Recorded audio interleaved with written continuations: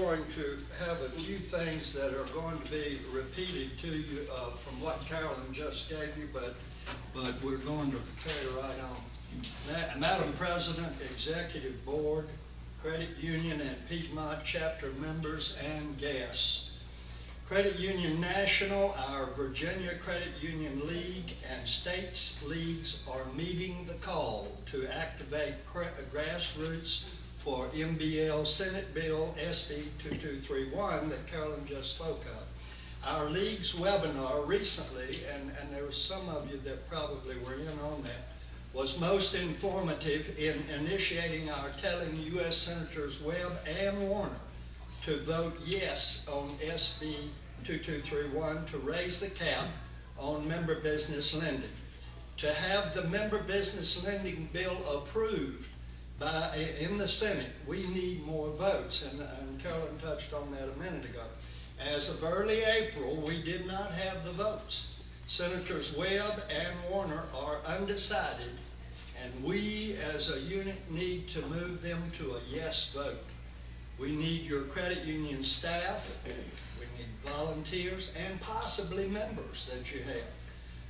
To contact Senators Webb and Warner by email, mycreditunionisme.com, or call Senator Warner 202-224-2023 and Senator Webb 202-224-4024.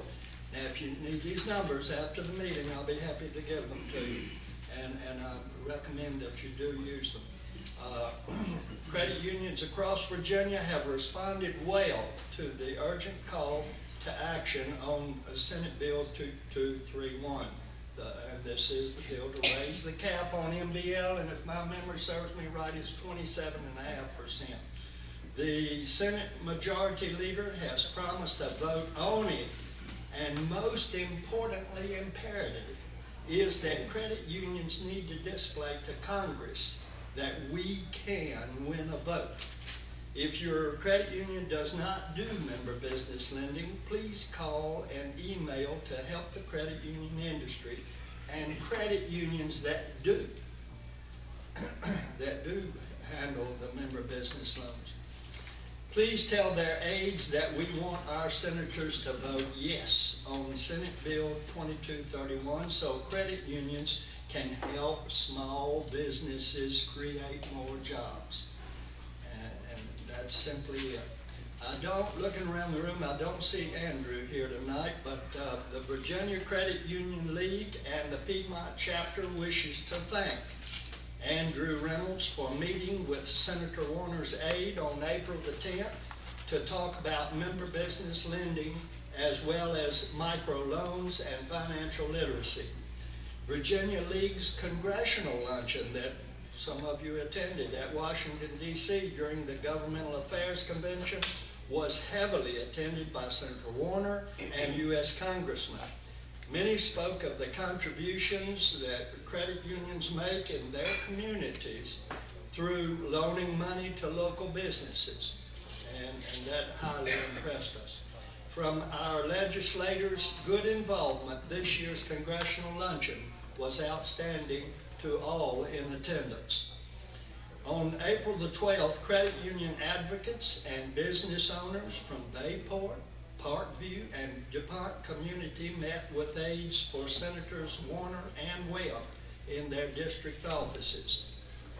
Now, the Virginia League of Credit Unions says a big thank you to the Piedmont chapter and Martinsville DuPont Credit Union for being prize sponsors at the Virginia Credit Union Political Action Committee VacuPac golf tournament played during the league's annual meeting at Norfolk next week, next Thursday. So get your golf clubs ready and let's play. And don't forget the Governmental Affairs Legislative Education session in the 8:30 to 9:45 a.m. time frame at the annual meeting Friday, April 27th. Our lobbyists will give first-hand views on state and federal legislative updates. I'll see you there. MDCU has completed their VacuPac canvas for 2012 with over $1,600 collected. And we had good participation by all. Congratulations to them. As always, I have vacuum-pack pens in my satchel. If you need them, see me. Thank you again for your good support on Senate Bill 2231. Please, let's work together for that and for your good attention this evening. Thank you. Norm? Yes, sir. If I might add one thing to the member business lending. Sure. Being from a small, mid-sized credit union myself, at first I thought, well, this is just something that's only going to affect big credit unions. But a friend of mine who works at Parkview Credit Union in Waynesboro, I think it is, his name's Ken Gonyer, he does a similar job to me there. He was telling me that, well, first of all, his credit union is just a little bigger than Piedmont, a little smaller than URW, right in line with us. But they do member business lending, and they have reached their maximum. They're having to turn away members who are interested in borrowing money because of this law. And so I just wanted to encourage you that it's not just those giant credit unions like state employees or Navy Federal that are going to benefit from this kind of thing. It's places just like us, you know, should we choose to enter that realm one day. I just want to further encourage you to take this step to go to the credit union website and send off that letter to the senators. Encourage your coworkers, fellow volunteers, and just your fellow members to do the same.